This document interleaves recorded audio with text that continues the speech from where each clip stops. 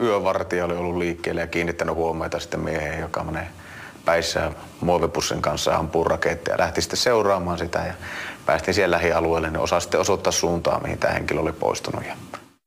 Poliisista huomenta. Miten sä ollaan menit tekemään?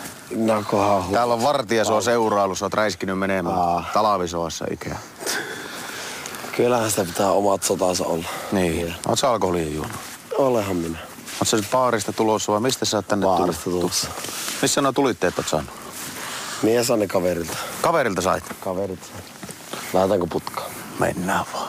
Lähdetään. Eipään tuu mitään kähinöitä yöstä. Saa ihmiset nukkua, kun niillä on sunnuntai on pyhä päivä. Niinhän se ymmärtää. Arvaa, mistä sulla tiedettiin, että sä oot täällä. Me arvattiin noista savumerkistä. Täällä oli tienoa tänne savu. No niin. Mistä tämmönen idea, jos saa kysyä? No, minä oon aina tykännyt ilot tulitteiden kanssa leikkeen.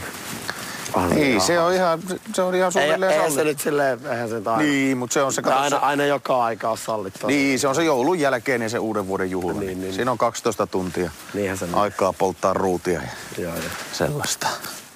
Ja siinä jutustellen sitten nostettiin nuori mies kyytiin ja hän sai sitten nukkumapaikan ja pääsee aamulla jatkaan kohti kotia.